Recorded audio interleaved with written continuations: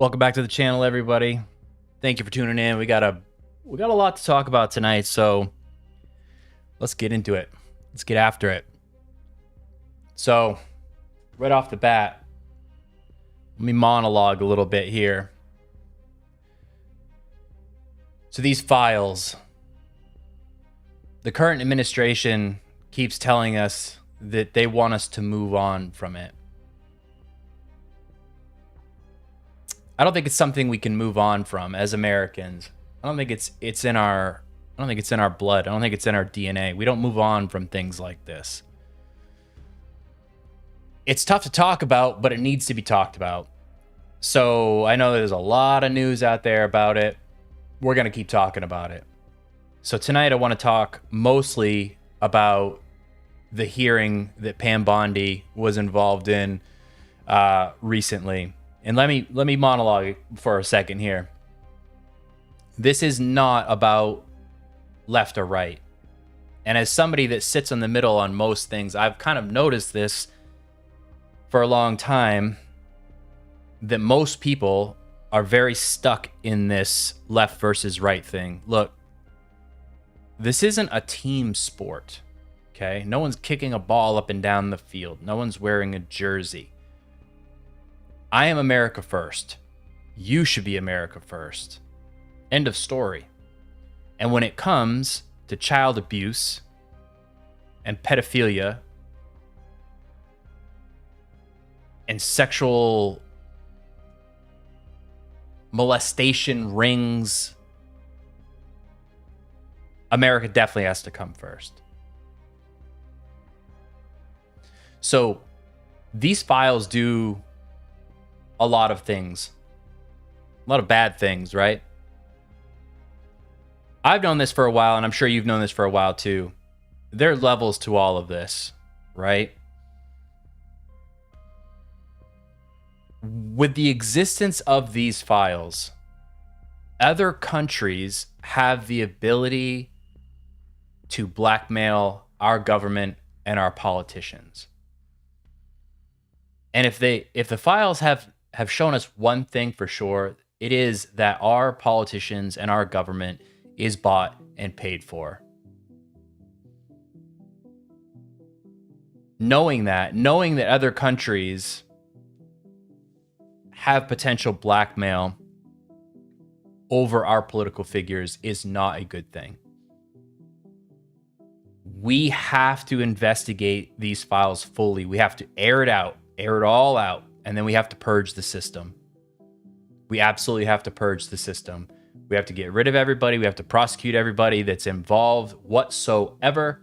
We don't want anybody having major secrets over our political figures. Our government is corrupt. We've known this for a long time. We've known that lobbyists have owned our presidents more than our votes. They don't speak for us, right? They don't speak for us.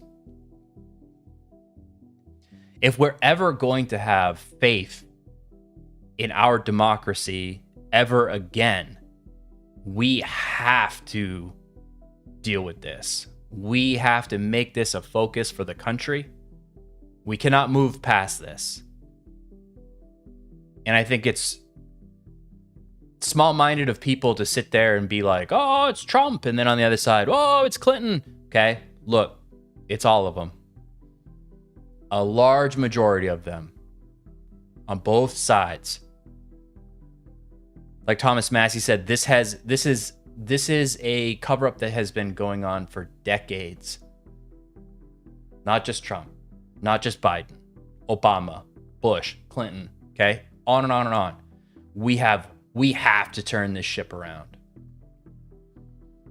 And to make matters worse, our political system is so broken that when we finally do have a hearing like this and Pam Bondi has to testify, we're like, yes, we're going to get some answers. We're going to get some accountability. But the way our political system works is they don't actually have to answer the questions. We want our representatives to ask Pam Bondi the questions that we would ask. We want to know the answers to these questions. But instead of getting the answers to these questions, she's able to dodge around them, not answer them, talk about all sorts of whatever she wants to talk about. I think that needs to change. These systems were set up so long ago. It was back when a lot of the men had honor. And lying was a big deal back then. Everybody lies now. Everybody lies. It's no big deal. And if they're not lying directly, they're lying through omission. We have to change the system. It has to be that when you get hauled in front of a hearing in a committee and you get asked a question that the American people want to know, you need to answer the question directly. We want that answer. We deserve that answer. We voted for these politicians. They work for us. And the fact that they even want to put forth the idea that we should be okay with our children being raped and molested because the stock market's doing good. Pam, America's children are not for sale. Their future is not for sale. It is not dependent on how my retirement fund is doing. I don't care if it's going through the roof and I'm becoming a millionaire. That does not excuse what is going on. So when you get asked a question about how many people have been indicted when it comes to child sex trafficking and you start talking about how the Dow is doing good, I'm telling you right now, I don't care. As somebody who is America first, our children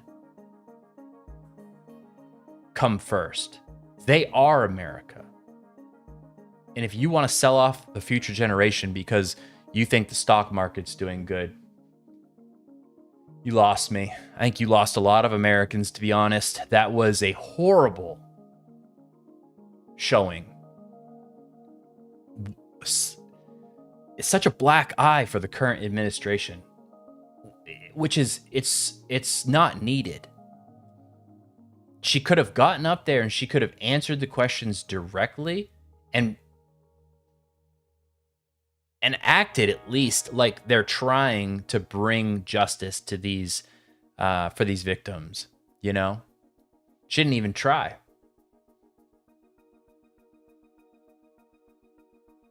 And I think everybody's waking. I think the only people that are not understanding what is going on anymore is the people on the far ends of the extremes, you know, that are still really rah-rahing for their team. Whenever you ask somebody a direct question and they don't answer you and they bring up something else, especially if they bring up something defensively, they're lying. If they don't answer your question and go off topic, it's because they don't want to lie directly and they want to lie through omitting the truth. Either way, man, that was a bad look. That was a bad look. And I don't even want to say just a bad look for our current administration, because yes, it is. But boy, is it a bad look for our government in general. This should be the easiest slam dunk bipartisan thing ever. Hands down, both sides should agree that the exploitation of children is not acceptable. And it does not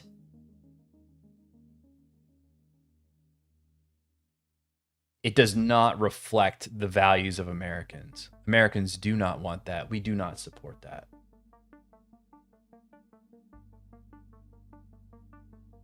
So what I want to do is I want to look over. I got some clips for you. Okay. So we're going to look over these clips, and most of them are we're going to start off like talking about reactions to the files, right? Some of the our representatives are able to sit and look at some of the files briefly. So I want to, like Thomas Massey was able to look at some of the unredacted Epstein files. Let's hear a couple people talk about what they saw in the unredacted files, and then I want to then dive into this hearing and play some clips of the hearing, react to it, get you guys' thoughts on it, and we'll go from there. So let me get this ready. All right, so the first one here is, let me just back this up. So the first one here is, this is Representative Nancy Mace. She says she has seen the Epstein client list and warns the names on it will shock the entire world. So let's take a peek, see what she has to say. But you would be shocked, Pierce, that some of the names that I have seen that came across the DOJ in emails that the DOJ is protecting. And we're talking about people on both sides of the aisle. We're talking about famous people, rich people, people in power, prime ministers, former presidents, et cetera, media personalities that are named in these files. And that's why I say this is going to go down as the greatest cover-up, one of the greatest cover-ups in American history. And I don't believe the girls are actually going to see justice, which is why it's going to be incumbent upon people like Democrat Ro Khanna, Republican Thomas Massey. I'm a Republican myself who's willing to name some of those names in our committee work, on the floor of the House, whatever it takes, because... Whatever it takes. You're right. Now is the time. Clearly, after hearing Pam Bondi speak and Trump saying we need to move on, if you have seen names as an American, you need to spill the beans. You need to say it. Say it right on the floor in front of everybody, in front of all the cameras. We need to know. We need to know. This kind of thing cannot continue to go on. I want to give the next girl hope that when she comes forward, she won't be shamed. Her life won't be smeared in the Daily Mail or whatever the next press, is going to do. What they do to female victims and to children is disgusting, because they're protecting their rich and powerful friends. But you'd be surprised, shocked even at some of the names in the file. But you would be shocked. Yes.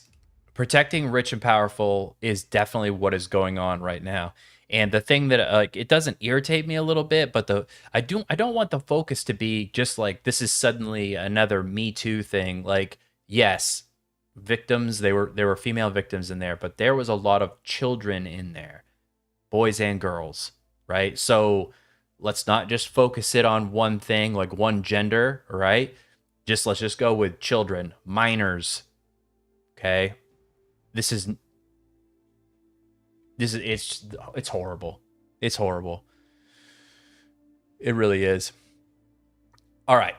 Next one. This is Representative Lauren Boebert talking to Newsmax about the unredacted Epstein files and what she has seen. So let's This seems that it wasn't only the trafficking of young girls, as the narrative suggests, but there are code words that suggest Jeffrey Epstein and his associates could maybe even be engaging in some sort of consumption. Is that human consumption? Are there code words? I talked about that in one of the videos, and there is some evidence there. They get really weird on their code words with food and stuff like that. And it is a possibility for sure. Because again, let's think of it like this. If you take somebody on the level of Elon Musk, his money, Bill Gates, his money, like that level, do you think they need Jeffrey Epstein to find them prostitutes? Do you think they need Jeffrey Epstein to provide them young prostitutes? There's countries out there that do not have age of consent laws. These rich and powerful people, if they wanted underage prostitutes, they could just go there. Okay. Sad thing is, these rich and powerful people could easily get children as well, since the cartels definitely deal in sex trafficking. So whatever they were going to Jeffrey Epstein for was more than that. And that's the part where I think maybe some of this satanic stuff came into play. There's a lot of talk of beef jerky. There's a restaurant called The Cannibal where the owner is listed in some of these documents. Now, that isn't a restaurant that is just proclaiming to serve human meat by any means. But some of this just, it seems that there's a lot of conspiracies that make you wonder. And I saw more emails about torture, and these coded conversations still have Right. So like what I was saying is, what if the rich and powerful were paying Jeffrey Epstein to basically go to a place where they could live out these sick, twisted fetishes, where they could sexually assault somebody, rape somebody, murder them, torture them? What if we're talking about that level of depravity? Like, that would make more sense than just these rich and powerful people needing to go to Jeffrey Epstein for some under the table prostitutes. a very clear topic that torture was big. It was a big driver for them. And these were sick people doing very, very sick things. As you mentioned, there are many women who are involved in this. You have folks that were working directly for Epstein and Ghislaine Maxwell. Right. Yeah. So here's the thing with that. And this is really, it's really smart of him to do. Not that it's a good thing to do, but it was very smart of him to do this. Is he had victims who he groomed in such a way. I mean, think of like Stockholm syndrome, right? Where people that have been in captivity start to actually like think kindly of their captives, right? It's a psychological thing. It's a real thing. So now these women that maybe started off as young girls that were groomed by him and abused by him, he ends up turning them into the ones that go and find the young girls. So now by his victims helping him commit these crimes, they are still victims, but they're also perpetrators now. So they're not going to want to go forward and spill the beans and blow the whole case wide open if they would be essentially incriminating themselves. It's evil genius for sure, but I do think that is why a lot of these names that were redacted were victims, but at the same time also people that should be looked into because they at least know how the system works, how Jeffrey Epstein was doing things. A lot of these women are the ones that are sending emails saying, here's one 10 years old, 11 years old, 9 years old. And it's just very disturbing to see the women who are involved in this as well. Yeah, it is disturbing to see that the women were involved. But again, when we think of it the way that I just talked about, I think that they were victims that then either they got special treatment from Jeffrey, maybe the abuse stopped.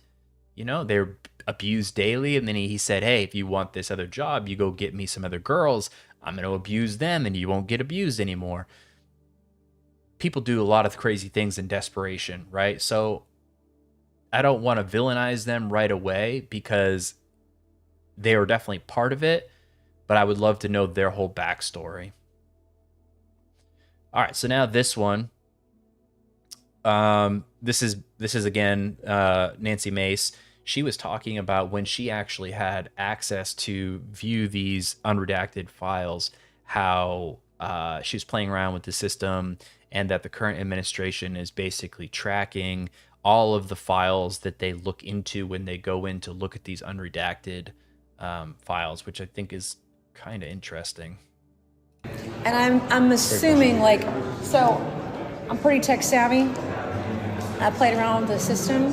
They are tracking every file that we open. And when we open it, they're tracking everything. And you can see the way that they're tracking you when you're logged in if you know where to look, like I do. Really? Mm-hmm. Yep. How do you find that? I don't want to say because then I want them to hide it. Right. But I can see how they're tracking us. Wow. So they give each of us a login with their name attached to it, and every single file that we open, regardless of if we even read it, every single file that we open, that file is tagged with our name. So they get the search history and the files that we. Which in a way kind of makes sense, because if they're trying to do some sort of chain of custody on the files, anybody, maybe even not Nancy Mace and the other representatives, but just like other people that work at the Department of Justice, anytime that file is opened, it probably tracks all this information. So I don't know if it's necessarily the current administration spying on these officials that have gone in and looked at these things. Maybe not. But I know, like, say in healthcare, a lot of times, every time a patient's chart is opened, it says who opened it, when, etc., right, to protect like HIPAA laws and stuff like that. So it could go either way. It could be kind of like sketchy, or it could just be that's the way that the system works in order to keep the integrity of the files. Opened everything. How easy is it to even navigate the files? Like, what's the physical space? It's like a Microsoft product. It looks like Microsoft from '95. Like a computer lab. Yeah, it's actually kind of hard to navigate. So like Microsoft from '95 was kind of Windows clunky 95. to navigate. This system is clunky. Windows 95. And Windows 95. It's Windows 95, and it's clunky. But by the second day I went today, I kind of got it all figured out and how to do what I need to do to find what I want to find. Do you think there could be some court? All right, so she's basically talking about how she's going in with the other officials and being able to look at the unredacted files, and the system's really clunky, and she knows that she's saying the current administration is tracking who opens the files, what they look at when they're going to look at the different files. Again, I think it might be sketchy, or it could just be how they're keeping track of the evidence. So okay. Let's move on from the looking at the files, and let's talk about this fucking hearing that just happened. This one with Pam Bondi. Let me just say right off the bat, I am not a fan of her. Something about the way she talks, her cadence, what she's saying and the words that she emphasizes never really matches the proper tone. It seems way over the top. No matter what she's saying, it's like, read the room, lady. Like, your tone doesn't match what you're talking about. And the Trump administration will not. It's like, holy shit.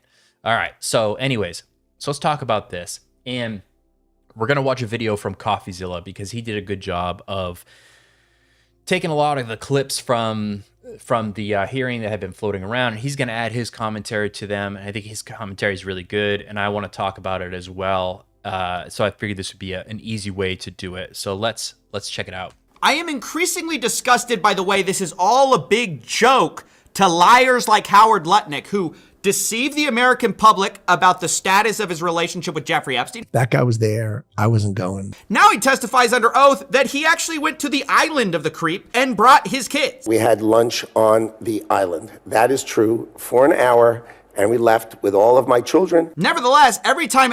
Yeah, which is insane. Like, this I don't understand. Actually, no, it does make sense. You know what this is? This is boomers not understanding how the internet works. Now as parents, we tell our children, hey, everything you do on the internet is out there forever. Every picture you send, every text you send, every email you send.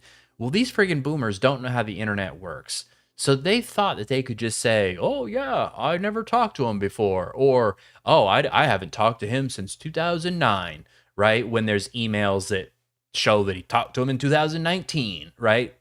So I think that's what's going on. So this guy says, Howard Lutnick previously said that he was neighbors to Epstein and went over one day with his wife and immediately got a creepy vibe from him when Epstein started talking about massages, and left and said to his wife on the way out, oh, we never want to hang out with him again or have anything to do with him again, whatever, right? And then, Emails came out. Oh, hey, turns out I went to an island and it happened to be Jeffrey's, right? These people, it's insane. Epstein is brought up, this guy can't stop chuckling. Here's Lutnick laughing again when Trump is addressing a question about Epstein. To talk about how to respond to the Epstein situation. I don't know. I could ask you that question. He thinks it's the funniest thing he's ever heard. And maybe it's because they really think we are buying it. Maybe it's because they think, hey, we're just going to get away with this. We can just keep, the lies are so brazen, so audacious, so in your face, that it is actually funny to them. And you know what? I have to agree that the way the FBI and... Well, it's like gaslighting, right? It's like gaslighting. And Trump had tried to do this right away in the beginning. Excuse me, when he was like, excuse me, Epstein? Are we really still talking about Epstein? Jeffrey Epstein? Yes, we are. And man, that comment that he made that day landed like a ton of bricks. Everybody was like, what are you talking about? Are we still talking about him? Yes, we are. And then it moved on to, it's a hoax. It's a Democrat hoax. It's a hoax by the Democrats, blah, blah, blah. Clearly, this is not a hoax. We have enough evidence out here now to know that it is not a hoax. DOJ have been treating this is a joke because we just talked to a congressman who passed the Epstein Transparency Act. As part of it, the DOJ was supposed to release all the Epstein files with no redactions except for survivors. That didn't happen. Several of the survivors' names were left unredacted, and several of the perpetrators' names were left redacted. Not only that, and he's probably going to talk about it here in a second, not only that, with the redactions, if a name was to be redacted, they were supposed to put forward why they redacted it. Like their decision making. They were supposed to document their decision making with every redaction, and they didn't do that. An email that was sent by the victim's lawyers to the DOJ. It was a list of names not to release. What did the DOJ do with this email? They released this email in the document production. Oops. Literally the worst thing you could do to the survivors, you did. The title of this one is Child Trafficking. Co-conspirators. Fully redacted. But in response to criticism that they had over-redacted, they said, hey, we're so transparent, we're going to let you guys come and see the unredacted files to the congressman. The problem is, guess what happened when those congressmen showed up?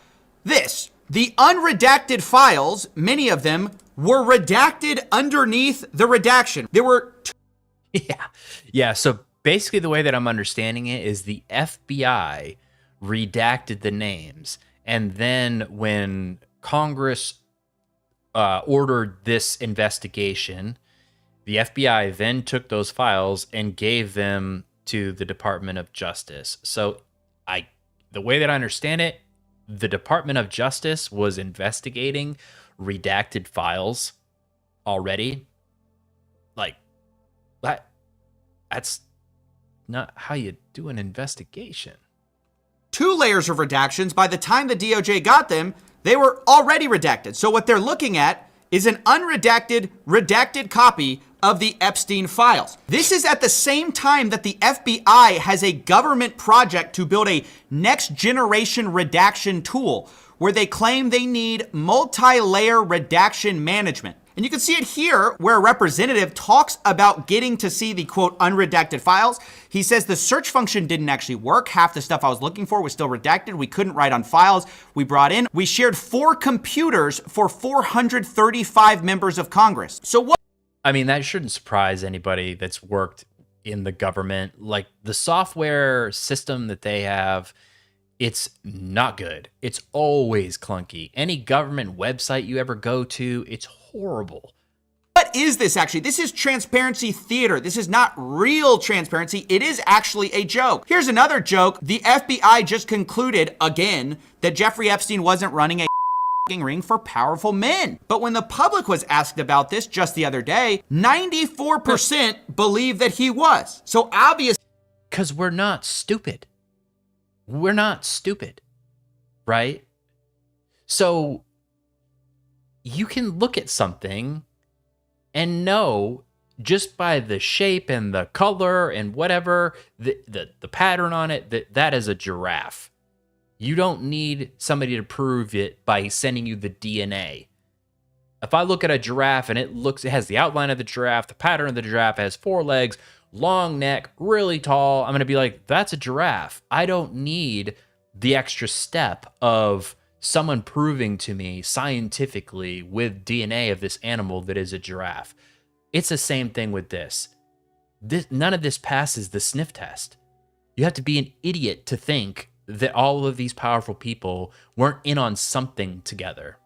Obviously, there's a huge gap between what the FBI says they believe and what the public, who has now at this point seen most of the same files, say they believe. If anything, the FBI, by definition, would have access to more evidence. And yet, with the files that we already do have, 94% of the public say, yeah, Epstein obviously was trafficking. But the FBI, of course, isn't investigating new parties. They say there's no evidence for it. Who, if anyone, did Epstein traffic these young women to besides himself?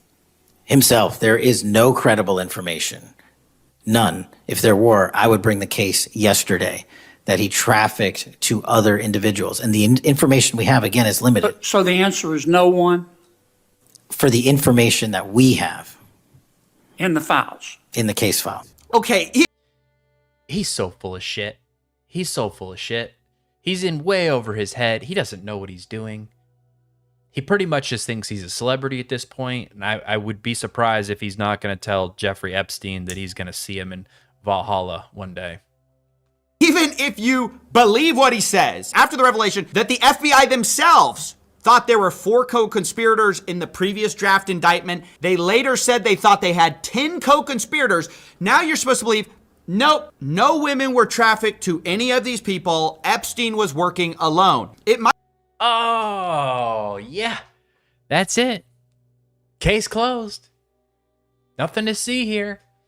Just one guy with a lot of kids, you know. And apparently, we'll look at a tweet later, but, you know, terabytes of CP on it and catalogs of underage children. And it was just for him. Yep. Might be surprising to learn then that the DOJ and FBI under Pam Bondi and Kash Patel, who ran on the idea of releasing these files, have not talked to people who say they were victimized by Jeffrey Epstein. This was brought out 2 different times. I want to watch both of them with you because it's astonishing to hear someone say, we have no credible evidence on other perpetrators, only to learn you never talked to the women who were allegedly trafficked. At the age of 14 and 16 years old, and they called to meet with the president and to meet with the FBI and to have people investigate their claims. Some of them have never testified before. If you are so interested in getting the public to submit any information, why have you not met with them? You said you haven't met with them. Have you met with them? I'll give you one more chance. My job as the FBI director is to invite Is the answer yes or no leads to whether or not you met with these women who were abused and... This should be the easiest answer in the world. And the fact that he is not able to answer it with a yes means that it is a no. Because there is no reason he would not come out and say, yeah, we absolutely met with those people. Yes, we investigated it. I talked to them, or my department talked to them, or my colleagues talked to them. If that is not the first sentence out of his mouth, then the answer is no, he did not. Now, whether he comes out and says no, he did not is another thing. But just because you omit the truth does not mean you are not lying. Omitting the truth is lying. Any insinuation by you or any people on your side that I am not I'm gonna get really mad because I'm lying. Manhunting child traffickers, just look at the stats. Patel, and you talk Mr. about Chairman, cover-ups, man. Mr. Chairman, you this talk is about my time, cover-ups. and I'm going to stop it there. It just devolves. He refuses to answer the question of, did you actually meet with these women? Luckily for us, some of those same people later showed up at another hearing, this time in a hearing with Pam Bondi. survivors in the room, if you are willing, please stand. And if you are willing, please raise your hands if you have still not been able to meet with this Department of Justice. Uh-oh. Please know for the record that every single survivor has raised their hand. Yeah, it's honestly shocking to see. There's these people who are claiming to be victims of Epstein. The DOJ and FBI have consistently said, look, we want to take all available evidence. We just need the evidence. And we have continuously and publicly asked for the public to come forward with more information. If there is, we'll look at it. And then it's kind of like when you're applying for a job and you call and they're just like, yeah, just email the resume. Yeah, just email the resume. And it just goes into this black hole and you never hear from them again because you know damn well that they're never ever going to call you back about the job. You're never going to get an interview. It's like that. Oh, we set up a tip line. All you got to do is just email us and give us a call and we'll get right with you. We'll investigate. It's like, well, did you interview these people who say they have evidence? Well, no, actually, we didn't. This comes up again. Now, would the survivors and victims who are here please stand up one more time? Just by show of hands, how many of you... Now, I will say that this is an emotional ploy from the Democrats. And the Democrats are always use emotion, right? And usually I'm like, ugh, I don't like it. I like to go off logic and reason and not emotion. However, I think this really worked this time in showing a black eye on this administration. Here's a room full of people, a room full of victims. If you really wanted to know what was going on, it would be really easy to investigate. There they are. Or your loved ones actually have met with the Department of Justice and provided testimony and estimate and evidence? None. And of those of you who have not met, which is everyone, how many of you have reached out either individually or through a lawyer or representative to offer to provide testimony and evidence? All of them. And of those I mean, what can you even... Yeah, what can you say? That it's this. Now, before everybody gets all angry in the comments, I'm going to say this administration has fumbled this so hard. Yes, I know. The Biden administration also had it. And Obama also knew about it. And Bush also knew about it. And Clinton also knew about it. Okay? Yeah. All them equally as bad. But right now, this administration has the opportunity to make things right. That's what I want to talk about. So when people keep moving the goalposts and saying, whoa, what about them? What about them? That's just a way of not taking ownership of it. So take your team jersey off for a minute and just think about victims, about America first, what you want America's future to be. Do you want a pedophile ring continuing to operate, or do you want to set the record straight, fix this shit, so that then we can move on? And say to that, this is a DOJ, this is an FBI that claims to be interested in getting to the bottom of the Epstein files, except when actually asked, they cover up, they redact, and they don't ask for victim testimony or evidence. I mean, how can you possibly say you've reached a conclusion as to an investigation when you literally haven't talked to the people who would be a victim of said investigation? Furthermore, how can Kash Patel say under oath, without perjuring himself, that there was no credible evidence that Epstein trafficked to anyone else, when internal emails to 710 Director's Call, it says approximately 4 to 5 victims accused other adult men of abusing them. There was not enough evidence to federally charge these individuals, so the cases were referred to local law enforcement. Again, there's a huge... Yes, this is the same thing. This is the same thing I'm talking about with what just happened at this hearing with Pam Bondi.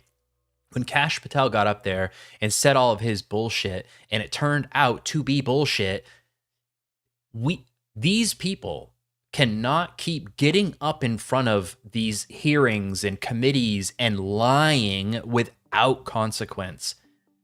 If not, it's just for show. It's just for show. And we don't want our political system to be for show, right? So when someone gets hauled in front of a committee, we are looking for accountability.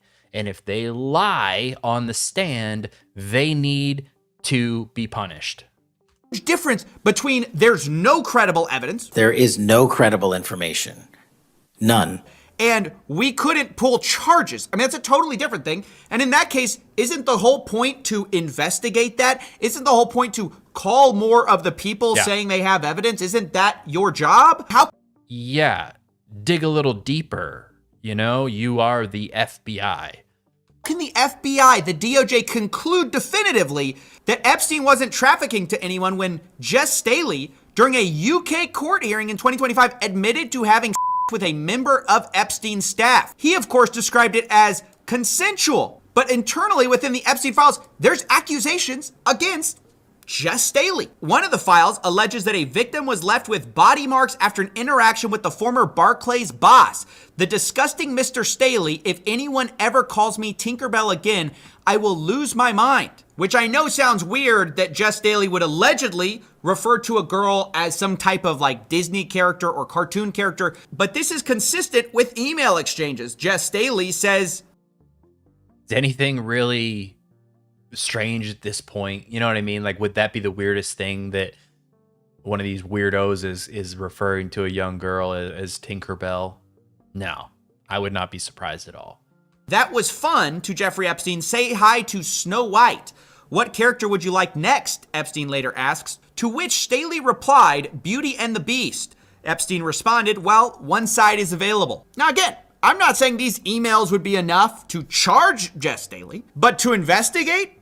Almost certainly. It's definitely unconscionable to say there's zero evidence of Epstein trafficking to anyone. There is no credible information. None. How can that possibly be true? Did they think we were not going to read these emails?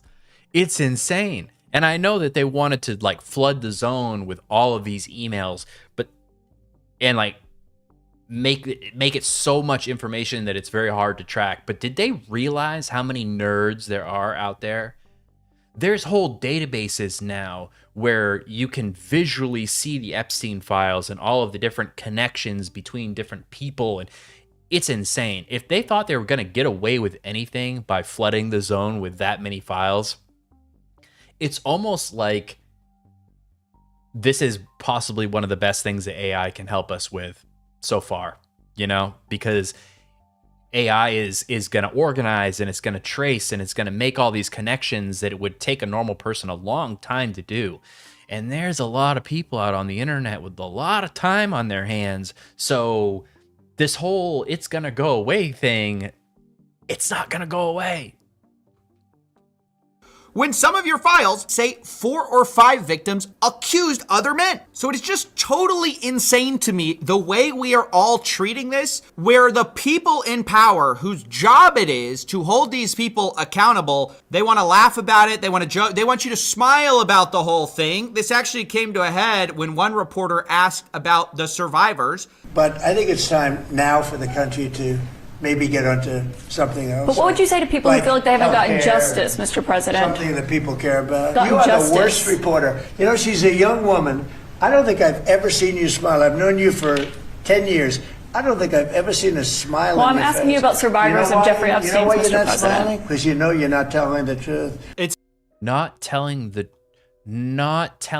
truth. Literally, she just asked you about the survivors of Jeffrey Epstein. What is she not telling the truth about? Again, when you ask somebody something, think of all the fights you've ever had. Think way back if you got to. Think about all the times you've accused a cheating boyfriend or girlfriend of doing something. And they come back super defensive and they gaslight you and they attack you. And then, turns out later on you were right about that hunch or that accusation, etc. So anytime this current administration flies off the handle like this, it looks really bad. It looks really bad to anybody who isn't indoctrinated to one side or the other. Anybody who's sitting in the middle goes, ugh, that is not a good reaction. It's honestly baffling. I mean, how are we supposed to act during the Epstein files when we hear about these horrific stories? Are we all supposed to be like Howard Lutnick, just guffawing, laughing it up? How are we supposed to treat this travesty of justice? And again, I want to restate for the millionth time, this is not political, no matter how much the DOJ and FBI try to argue that it is. The person we're about to... 100%. 100%. This is about victims. And listen, the Department of Justice is going to say, why are the Democrats only pointing out, Republicans that did bad in the Epstein files? There's Democrats in there too that did just as bad things. And Biden had the files before. Yeah. You're all guilty. You're all guilty. And at this point, everybody's just trying to save face and act like the other side is more guilty. As American people, we have to sift through that bullshit. Like, don't let it even sway you a bit. We want justice. And if that means Bill Clinton has to go to jail, fine. If that means Trump has to go to jail, fine. Because if you think for 1 minute that these people that have been accused in here are not guilty just because the other side is lying and painting a picture of them, you're indoctrinated. You're indoctrinated. Watch questioning Pam Bondi is a Republican. But anytime you say anything negative about the Epstein file handling, which was run on by this administration, they either bounce to, well, you must hate Trump, or the Democrats didn't do it last time, so we shouldn't be expected to do anything either. And you're about... That is probably what I hear most people say. Well, the Biden administration had the files for 4 years and they didn't do anything. So if there was something in there really made Trump guilty, they would have done it. Look, it goes way above left versus right. This should peel the blindfold off your eyes and realize that the reason the Democrats didn't do that was because it would bring the whole system down. Because the people above our political figures are the ones that would be implicated, right? The Rothschilds, these big names that are massive donors to certain people, certain political parties, etc. Like, it is a level above Republican versus Democrat. So when if either side decided they wanted to blow this thing wide open, it was like mutual destruction. Everybody's going down. About to see more of that. Within 40 minutes, Wexner's name was added back. Within 40 minutes of me catching you red-handed. There was one redaction out where of he's over listed as a 47. That pisses me off so much that she's even laughing about it. Like, oops, we just made one mistake about one really evil person that probably should go to jail for life, but we protected them. Come on. 100, and we invited you in. This guy has Trump derangement syndrome. Literally. There's that getting defensive again. There's that mudslinging, that name calling. We caught you guys redacting a co-conspirator's name. I mean, there's a lot more than that they redacted, but it's like, for them to say, what? It was just one name. We put it up when you said so. When you caught us on our 4 computers we allowed you to use with redactions on top of redactions. And Pam Bondi's performance here was so bad that at one point she's being asked about, are you bringing any more indictments? Are you investigating anyone? And she jumps back to some pretty bizarre talking points. How many of Epstein's co-conspirators have you indicted? How many perpetrators are you even investigating? First, you showed it. I find it. How many have you indicted? Excuse me. I'm going to answer the question. Answer my question. No, I'm going to answer the question the way I want to answer the question. No, you're going to answer the question the way I asked it. And none of them ask Merrick Garland over the last 4 years one word about Jeff. It's the way she talks. It really bothers me. It's like nails on a chalkboard. It's the certain syllables that she emphasizes. It doesn't even make sense. It's not how normal people talk. Normal people don't talk like this. It's crazy. And again, it's the whole thing of blaming the past administration. It's the past administration's fault.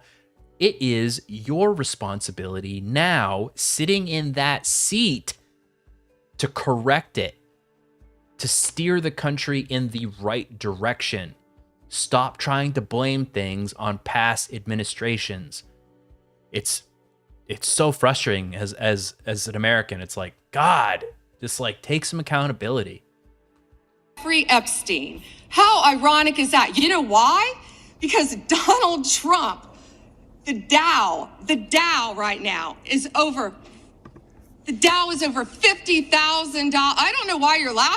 Oh, okay.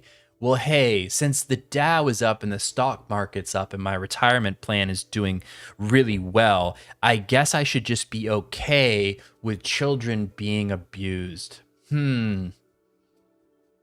No.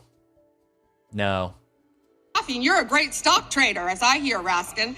The Dow is over 50,000 right now.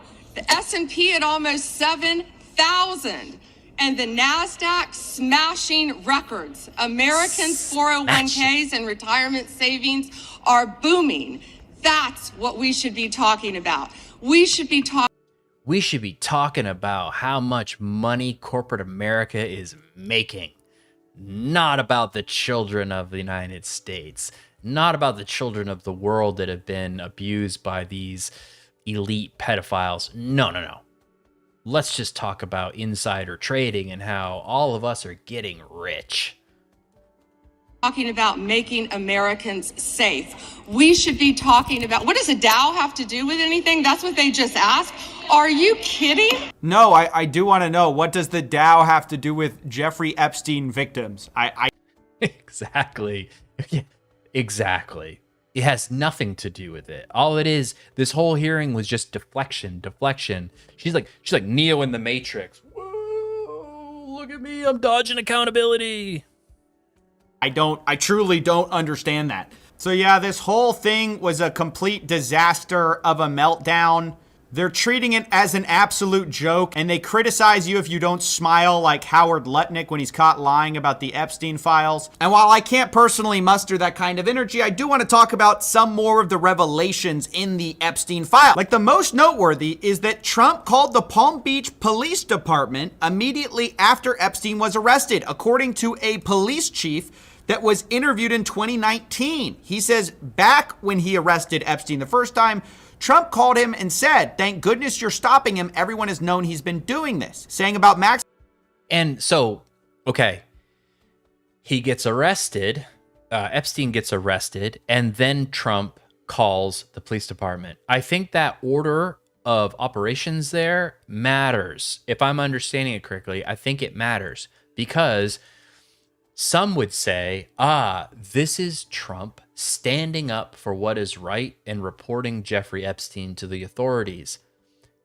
I think the other side of the coin could say, this is Trump seeing that his, we'll call it acquaintance, has just been busted by the police. So maybe he should get ahead of it and try to spin the narrative and make sure the eyes don't fall on him.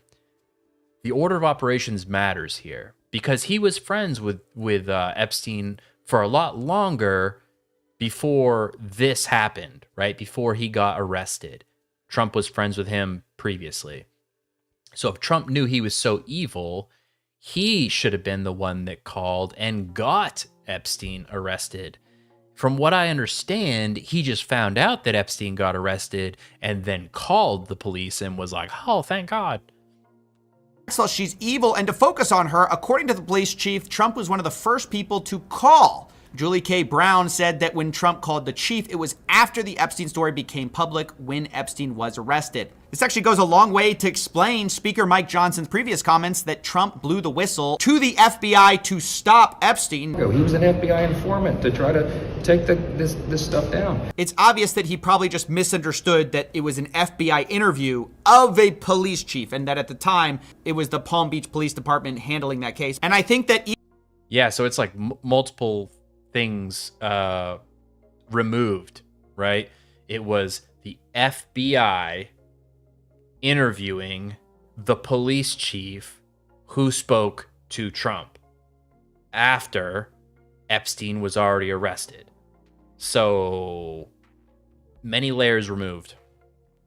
Even for the people who say, okay, that's just because they had a falling out over real estate or anything like that, I think it undoubtedly is a good look for Donald Trump and clearly something they're going to hang on to as more of these files get released. We also have something that kind of goes the other way. Remember the Wall Street Journal birthday book story, which Trump said is absolutely false and he's suing over? We have a B-Day book update sent in 2002 when the book was supposedly drafted, and we see... It's like they don't know how the internet works. It's like they don't understand that emails that you send are out there forever somewhere. LM for blank, George Mitchell, Donald Trump, Henry Jarecki, and Leon Black, which definitely undermines his case, defamation case, against the Wall Street Journal. I think another interesting component of this was realizing that Jeffrey Epstein was secretly buying motion-detected hidden cameras that record, and one of the people who said they were installing them said they were installing them into Kleenex boxes. There's another email from Jeffrey Epstein where he claims to need a button camera for the Sultan. Once again, highlighting that this case about Jeffrey Epstein is also a bizarre case of power. Who did this guy work for? He talks about going to an SCIF, which might be an acronym for a sensitive compartmented information facility. Later, he says that Ehud Barak is with me. You would have loved my tech meeting in the SCIF. This is an intelligence term, which is usually something you need the ability to receive classified information for, although it's not clear because later Epstein says that his house is similar to an SCIF. So the connection to the government is not exactly bulletproof. I don't want to give the false impression that it was, but it does raise a bunch of questions. Like Bradley Edwards, one of the victim's lawyers, actually speaks about this in his book. He said that this bodyguard had been sent by Epstein to Virginia to CIA headquarters. Nervously telling me the story, the bodyguard said, "I don't know why I was there, but he told me they would take care of me. I attended a class for a week. At the beginning of the class, everyone had to introduce themselves. There were 45 people. 44 were in the CIA or some other government unit with top secret clearance. I was the only private citizen." So clearly there's... Which that's a little strange. Like, it's all really strange. It's all really strange. But I think it's pretty well known that Epstein had involvement with the CIA. So that part's not strange to me. There's some indication, some testimony to the fact that Epstein may have had access to either classified briefings or he had some pool with the CIA. Now, we might know about this because there was actually a FOIA to the CIA about Jeffrey Epstein. Ironically, it was from Jeffrey Epstein. This is Jason Leopold saying the Epstein filed FOIA requests with the CIA in which he sought documents that would show that he had a, quote, open affiliation with the CIA between 1999 and 2011, and NSA for documents relating or referring to himself. Epstein did not receive any records. Instead, he got GLOMARS. That just refers to a term that basically they neither confirmed or denied it because they said that doing so would reveal, quote, a classified connection to the CIA, and thus the CIA cannot confirm or deny the existence of records responsive to your request. Therefore, you may consider this portion a denial of your request pursuant to FOIA exemptions. More specifically, they say, we searched the CIA originated responsive records that might reflect an open or otherwise acknowledged agency affiliation. So these are also the important questions we need answers to, but it's hard to get them when everything is treated as a joke, when nobody takes this. And also, I really do think that they were purposeful about flooding the zone with so many emails, because in those emails, there's some really crazy stuff. There's some really bizarre stuff. There's a lot of stuff that you're like, that can't be true, which discredits the stuff that is true. And so they just tried to really murky the water here, you know? But like I said, there's a lot of nerds on the internet that are they're gonna find out what's going on and how everything is connected, and the sheer volume of emails that they put out won't actually be that much of a deterrent as much as I think they thought it was gonna be. Seriously. So yeah, all in all, this is a very frustrating story to cover, given how the people handling the whole story are engaging with it. They're laughing, they're joking, they're not responding, they're telling us to smile, and in general, they just want us to get over it. But I don't think that's going to happen. Yeah, I agree. I mean, here's the deal. I lost a lot of faith in this administration. Not that I particularly had a ton before, but this is something that I feel like should be super important and at the forefront of what we want to get done right now. And I know Trump wants to talk about healthcare and all these things. And guess what? Maybe we can do both at the same time. Just because we're investigating and putting in a lot of effort on the Epstein files doesn't mean we don't need to work on healthcare reform. So two things can be true at the same time. So why do we need to not talk about the Epstein files anymore and move on just so that we can talk about illegal immigration and healthcare reform? How about we do it all? Right? That's why you have the Department of Justice. That's why you have the FBI. You have all these different branches and departments so that they can do things like this. We should be able to, as a nation, we should be able to focus on more than one thing at the same time, right? So that doesn't sit right with me. Anyways, let's go back and let's hear some more clips about how people reacted after that hearing with Pam Bondi. So here's Thomas Massey again. The recourse, and I keep reminding the folks at DOJ this, is that the next attorney general can bring charges against them for breaking the law. I think that's what's compelled them to produce 3 million documents. And now they're claiming that it's incompetence. Like their defense today is incompetence for why they haven't given us all of the documents they should, why they have over-redacted in the case of co-conspirators, and why they failed to redact the names of the victims. The recourse, and I keep reminding the folks at DOJ this, is that the next attorney general... I hate how it loops. It's annoying. So I agree. I never like that type of, I don't want to call it rhetoric, but like, I don't like the threats of the next administration holding the previous administration accountable for things legally and stuff like that. Like, on principle, I agree with it, but I don't like the threat of it. It just seems like a slippery slope to me. That's all. But if an administration doesn't do something and they can be criminally held responsible, yes, I do think they're not above the law and they should be prosecuted just like anybody else would be. However, I knew that when Trump got indicted, that was going to be a new weapon that both sides were going to use against each other. It's going to be, I think, something we'll see more in the future where one side identifies a political adversary that has a chance of winning from the other side and then launches legal cases at them, trying to get something to stick in order for them not to either be able to run or not to win, like, what do they call it? Like legal play, whatever it is. It's just not great. It's not great. Here's Thomas again. I provided the evidence today that shows that his statements were false under oath. Kash Patel's statements were false.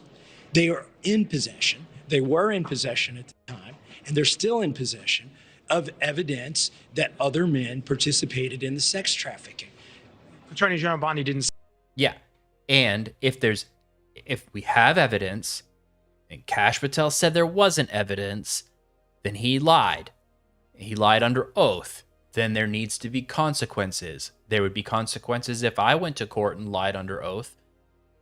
We should not let this slide.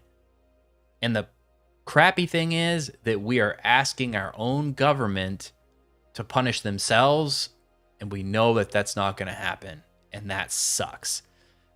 That sucks. Seem to directly answer that question. I mean, what do you make of what she did say? She didn't answer anything. She came here just ready to talk about the Dow Jones and the NASDAQ, which seems kind of crazy to me. It is crazy. It is crazy because that's not what the American public wanted to hear. We wanted answers. We wanted accountability. You know? And that's not what we got from that hearing. We got a bunch of deflection and dodging. It's just bullshit. So Steven Crowder put together this piece on how Pam Bondi's messaging has changed throughout this whole Epstein thing, and I thought it was pretty good. The DOJ may be releasing the list of Jeffrey Epstein's clients. Will that really happen? It's sitting on my desk right now to Specifically review. clients. That's been a directive by President Trump. You said last week that you have the Epstein files on your desk. When can we see them, and what's taking so long to release them? I do. Jesse, there are well over, this will make you sick, 200 victims. 200. What you're going to see hopefully tomorrow is a lot of flight logs, a lot of names, a lot of information, but it's pretty sick what that man did. Okay, well, we'll along look with for his that. co-defendant. In February, I did an interview on Fox, and it's been getting a lot of attention because I was asked a question about the client list, and my response was, it's sitting on my desk to be reviewed, meaning the file along with the JFK, MLK files as well. Look, I don't think anybody really thought that she had 6 million documents sitting on her desk. We get it. Like semantics, right? But what we're upset about is you said that there was files, and then you said, oh, there's a lot of sick shit. There's a lot of stuff here. And then it started going the other direction to the point where, like, there was no client list and it's a hoax. That is what we are upset about. Well, 200 victims, though. By that. Also, to the tens of thousands of video, they turned out to be child porn downloaded by that disgusting Jeffrey Epstein. Child porn is what they were. Never going to be released, never going to see the light of day. No one wants to see that. No one asked to see that, Pam, you moron. What we wanted was the names of the bad guys. That's all we wanted this whole time. If there's 200 victims, there's got to be some bad guys. And that we know for a fact there's more than 200 victims. We know. Like, 200 is a lot. But I believe there's more. There's more. Who knows how many are even alive still, you know? Day. And then we go to the moral grandstanding. Look, we all agree child pornography is bad. No one is saying release child porn. You said 200 victims. You answered on the client list. At best, if we're being very gracious, you're a horrible communicator and shouldn't be doing this job, and certainly shouldn't be spending the majority of the time on said job communicating on Fox News. At most likely, you didn't actually review it. You were clout chasing, and you gave people information that was incorrect. Because when she goes, well, I didn't have time for this. Well, you did have time to hang some social media influencers out to dry with the whole binder spectacle. Remember, this is the biggest PR misstep in this administration. Ugly. Not what they are holding up, so they're going to zoom in on that, and let's see what it says. What were they thinking with this? Again, this whole thing has been such a fumble, but this was so weird. Like, acting like that is the Epstein files and giving it to these influencers, like, that is such... I don't know if it was because the administration up until that point had all that success with going on podcasts, and pretty much that's what won them, in my opinion, that's what won them the presidency. So I don't know if that was like a spillover, like, oh, let's still be part of this influencer podcast bubble, and we'll give them this information, and it will look like a win, and it will just all go away. But it turns out that the stuff that they gave them was stuff we already knew about. It was a mess. Okay, so there's DC Drano right there on the screen, holding up various. I mean, it'd be great if you could walk a little closer. And then remember the fallout from that. You had some people who were more straightforward, like Haya from Libs of TikTok saying, well, this is what I was told. I didn't know. So I'm making this available. There's not a lot of new information there.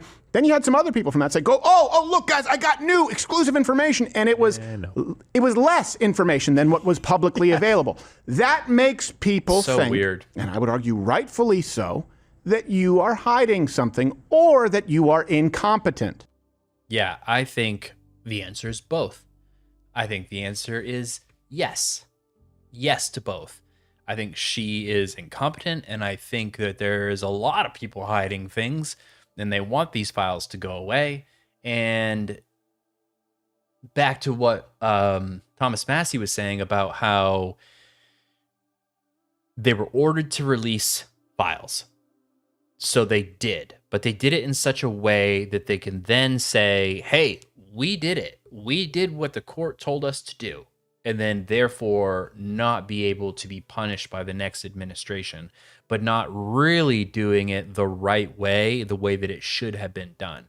It's almost like they did just enough to avoid getting in trouble for not doing what they were supposed to do. So, listen, Nick Fuentes is a very polarizing, controversial figure. But I grew up in the 80s, and back then, we could hear somebody's opinion on one thing and not agree with it, and hear their opinion on something else and agree with it without discrediting the whole thing, right? So I don't agree with Nick on everything. Okay, I don't agree with him on a lot of things, but don't let who is saying this cloud the message, because I do agree with the message that he is saying this time, okay? So I want to hear it in the comments. Well, Pam Bondi had to face the House Judiciary Committee today, and she was pressed about this. And this had to be the most extraordinary performance I have ever seen. Think about where we are here. You are in the middle of arguably one of the biggest scandals that has hit the government since like Dennis Hastert 20 years ago. This is one of the biggest political scandals, maybe since Monica Lewinsky, since Watergate. This is a really big deal. Yeah, I would say like Monica Lewinsky was big, but it was like sensational, and Watergate was big because it was serious. So I think the Epstein files are more on par with Watergate than Monica Lewinsky, but maybe it's a mix of both. But either way, this is massive. And I think most of the American people think it is massive, and we're not going to forget about it. We're not just going to look over it. We want answers. And then we have our administration being like, we should move on. We're talking about a sex trafficker grooming underage girls, potentially for blackmail, in order to compromise, and this is documented, members of the British royal family, other foreign governments, involved with Israeli intelligence, involved with some of the most elite billionaires, elite members of the public and private sectors in American life. It's crazy. Trump is the president. He is connected to this. Many members of his cabinet are directly or indirectly connected to this. Think of where you are. Pam Bondi is the Attorney General of the United States. She has been forced to uncover up what she tried to cover up last year, and now she's hauled before the Judiciary Committee of Congress. She has to know she's going to be questioned about this. Yeah, that's what any normal, sane, logical person would at least prepare for. And I feel like she did not prepare for those questions at all. She has to know there are going to be questions about these 3 million Epstein files, which were just released, and about those that are likely incriminated, and about the victims, and the nature of this. And she's pressed about all of it. And you know what her response was? She gets in front of the committee and she basically says, hey, why are we even talking about this? Which is it's the most insane take. And I know that that is the narrative and that's the line that the party's going with right now. However, could you be more out of touch with the American public? Could you be more out of touch? Why are we talking about this? This is elite corruption. This is blackmail. This is child abuse. This is predator sex trafficking rings. This is important because it involves other citizens. And you have these politicians acting like it shouldn't be important because because the victims weren't politicians or the victims weren't elites. So let's just move on. Like, who cares what happens to the cattle? You know, who cares? Let's just move on. Let's talk about how much money we're making on the stock market. That's the playbook. She gets in front of the committee. You have Epstein's victims in the background. You got Democrats and Republicans pressing her. Hey, what's up with the rest of the files? When are you going to unredact the files? What are you going to say to the victims? Are you actually going to pursue the people that are incriminated in the files? And the playbook that is premeditated that she's running, she comes in and says, well, you know, this is all really just a big distraction. She goes, we should talk about something else like the stock market. The stock market? That was literally her response. She goes, well, what about the Dow Jones? And what about the NASDAQ? And I'll say this too. Like when I heard her say that, I was like, what? First of all, I was like, what are you talking about, you idiot? And then the next thing I did, I pulled up my own stock trades and looked at my 401k, and it's not going through the roof. It's not crazy. It's actually down a little bit over the past, since January or whatever. So this whole like America is booming. We don't need to talk about this stuff. We need to focus on the wins. Look, the American people aren't feeling the wins. We're not feeling much winning right now. Not much has changed. They're saying we should see all these wins, but it's not being reflected in my life, at least. I don't know if it's being reflected in yours. I don't know if you're looking at your stock portfolio going, God damn, I'm doing so good. Thank God some kids got molested and we're not focusing on it right now. Good thing we're focusing on the stock market because I'm getting rich. I mean, you know what? Pretty sure most Americans, that's not their reality. Okay? Should we keep trying to win? Yes. But you know what would be a win? Getting all these fucking pedophiles out of places of power. That would be a win. That would be a win. Does it make my bank account go up? No. Does it make me a moral human being? Yes. Does it make my soul feel better? Yes. And that is what is important to me personally. Why is no one talking about this? Well, let's see. For starters, you're the Attorney General, so I don't know why you would be talking about the stock market when you run the Department of Justice, not the Department of the Treasury, not the National Economic Council, not the Commerce Department. You're the head of the Justice Department, so I don't know why. Right. Why would this committee ask her a bunch of questions and want to talk to her about how the markets are doing? She's in the Justice Department. We want to know about who's being prosecuted. Like, what did she expect? Why don't we start there? She goes, why are we talking about the stock market? Well, for openers, you're the Attorney General. Number two, you're sitting before the House Judiciary Committee. So why would you think that would be appropriate? You think that the Judiciary Committee is holding a hearing with the Attorney General to talk about the economy? Why would that even make sense? It wouldn't. It wouldn't make sense. And for whatever reason, the administration thinks we are stupid and that they can just gaslight their way through this. That would be like bringing the head of the Defense Department or the War Department in front of the Intelligence Committee or Foreign Relations Committee and saying, hey, why aren't we talking about The Super Bowl. Why aren't we talking about education? I don't know. It's the Judiciary Committee and you're the Attorney General. Yeah. Facts. Again, Nick says a lot of things. Nick says a lot of things I don't agree with. But when he says something I agree with, I think it would be silly not to hear it out and not to share it. So let's hear it. We're going to go. We're hearing from like all of the main influencers today. But Alex Jones was on the PBD podcast here and talking about Pam Bondi. And since we're talking about Pam Bondi, I think it was a good time to hear this. Now, whatever you think about Alex Jones, that's fine. But you know what? He's actually been right about a lot of things. So I wanted to hear his opinion on Pam Bondi. What is the risk for Bondi to speak to them? Again, I want to be clear. I'm trying to show people the different angles of the 35,000-foot view. I think Bondi's handled this terribly. I believe they are involved in a cover-up, which has led them right into this disaster.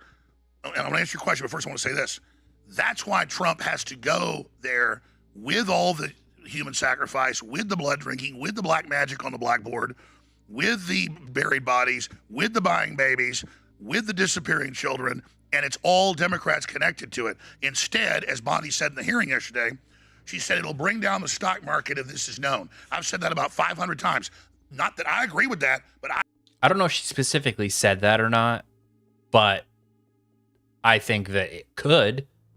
I've been told, right before Trump got reelected, they said, listen, Mossad, British intelligence, CIA ran this. It's really a giant money laundering operation, which we already knew. Mike Pence proven.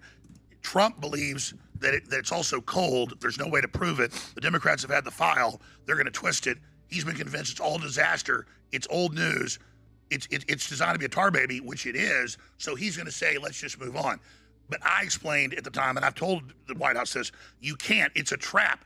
This is how the people that are guilty trick you into becoming an accomplice and then manage it and turn it around and politically destroy you. And then, of course, none of the truth ever comes out. It's all a giant smokescreen of garbage and fake AI and the rest of it. So I was just simply bringing that clip up, not to obfuscate from the clip, that's why I raised it, but to say, here's the other layers to it that are going on. Now, to answer your other question, yes, this looks absolutely horrible.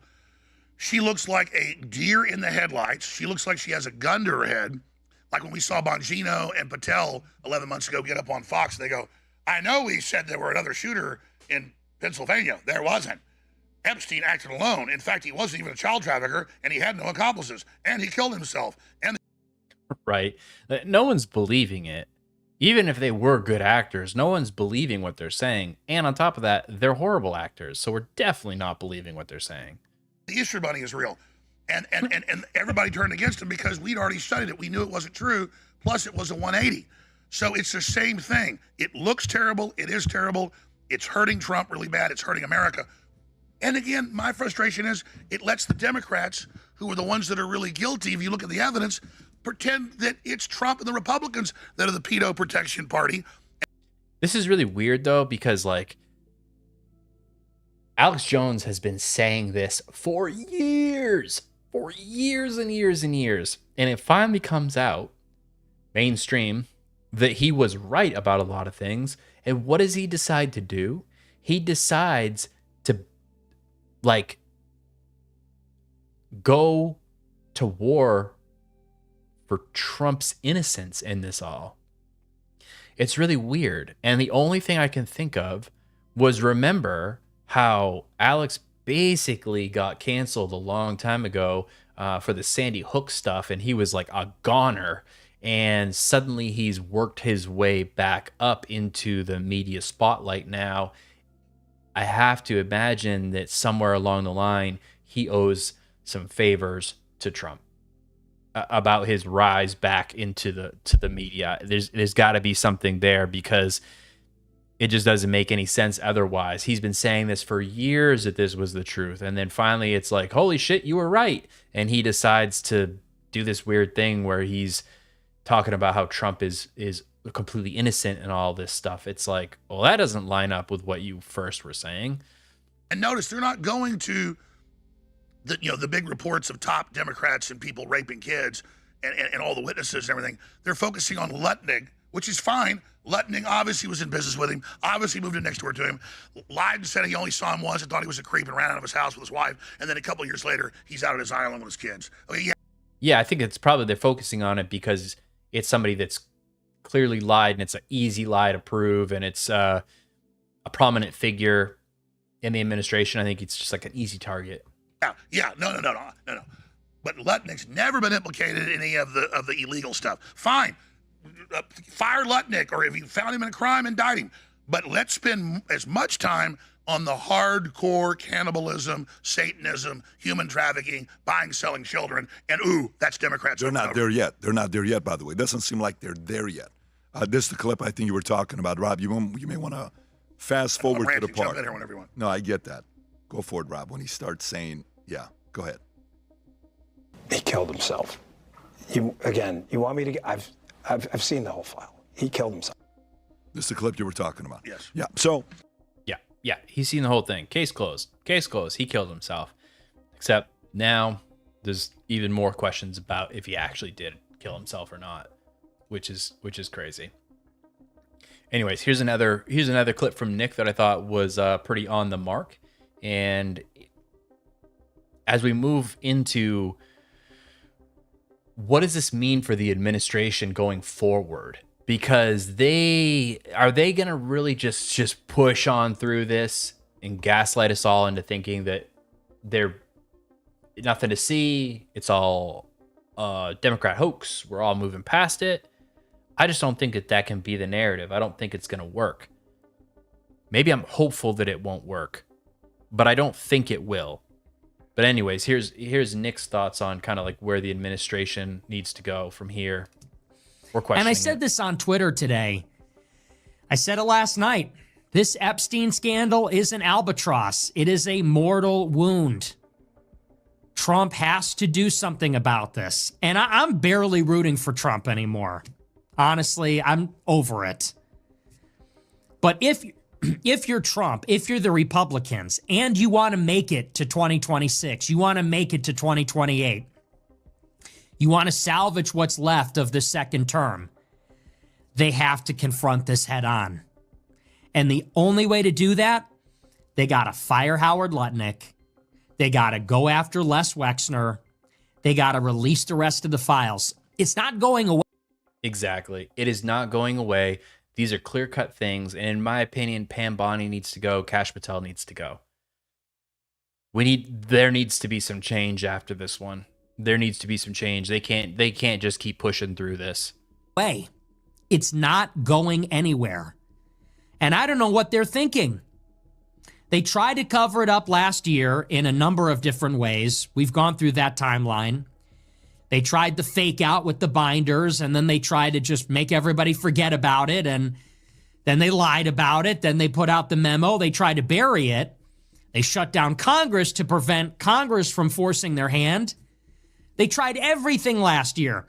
And this issue almost single-handedly destroyed Trump's support among the younger demographic.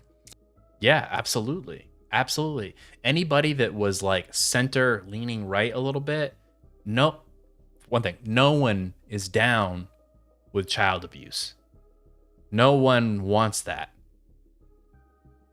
So you either need to have a firm stance against it, or else you're going to lose most people.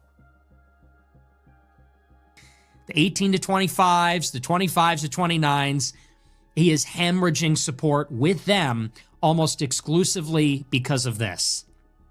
It is devouring everything. It is eating up all the... And you know why I think that might be with that demographic too, is like that demographic and even my age and younger, we know how the internet works. We know how emails work. We know how they're saved on servers and all of this stuff. I think a lot of MAGA, the people that just religiously tune into Fox News every night, they're older. They're the boomers. They don't really understand technology all that much. I mean, some do, but I think they're not on X sifting through the emails. They're just listening to whatever the mainstream media is telling them, and the mainstream media is not really talking about it that much.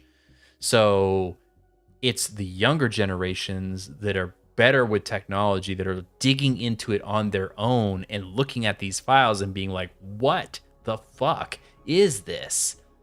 Attention, at the minimum, politically speaking, for Trump, it's a diversion from his agenda. I'm saying politically from his point of view. And they think that they are just going to ignore this. They think that they're just going to stick and move, and that eventually people are going to forget about it, but they're not. Nope. Nobody is going to forget about this. Nobody is going to move on. It's not going away. It needs to be confronted. It needs to be dealt with. Yeah, it needs to be confronted. It needs to be dealt with in order for us to regain any semblance of faith in our democracy again, moving forward. And I know right now the Democrats might have this moral standing where they feel like it's the other side, but everybody, there's bad characters on both sides of the aisle that were implicated in the files. And if no one is held accountable and no one faces justice, these younger generations that are abandoning support for Trump, they're not going to jump on board with the other side, because the other side has a chance to do something about it too. So either way, our system is fucked unless we do something about it. And I'm saying this politically for the sake of Trump, but, also for the sake of our country, too. There needs to be some reconciliation here. And if there isn't, it is just going to keep consuming everybody's attention and consuming the news cycle until the midterms. And then after the midterms, the Democrats will raise it again in 2027. And you don't want that. Because then it is going to go straight into the 2028 election. It's like someone pulled the pin on a grenade and we're now going to play this game of hot potato, right? Who's going to hold that? Who's going to be in charge of the grenade when it goes off? And every administration's like, no, you. All right. But the American people are like, we need this fixed now. Our system is clearly corrupt. When people get hauled, when our officials get hauled in front of these committees, they don't even need to tell the truth. They don't even need to answer the friggin' questions. That's a problem. Our president's telling us to move on from a sex, child pornography, pedophilic ring. What? I want a president that goes, no, this is evil. This is wrong, and we have got to shut it down now. I want a president that will look under every rock for a pedophile and throw them in jail. Or ideally do worse to them, right? That's what I want. I don't want an administration or a president that's like, come on, guys, let's just move on from this. How's your stock portfolio doing? Let's just focus on that. I do not want that. I think most Americans don't want that. Democrats are going to raise this. They're going to use their subpoena power. They're going to use the committees. And they're going to blow this up in 27. And you will be dealing with it in the next presidential election if you don't nip it in the bud right now. So it's a very bad situation for Trump. And I said this on Twitter today. It's a very bad situation for pretty much everybody, if you ask me. It's very, very bad. Very, very, very bad. So, yeah.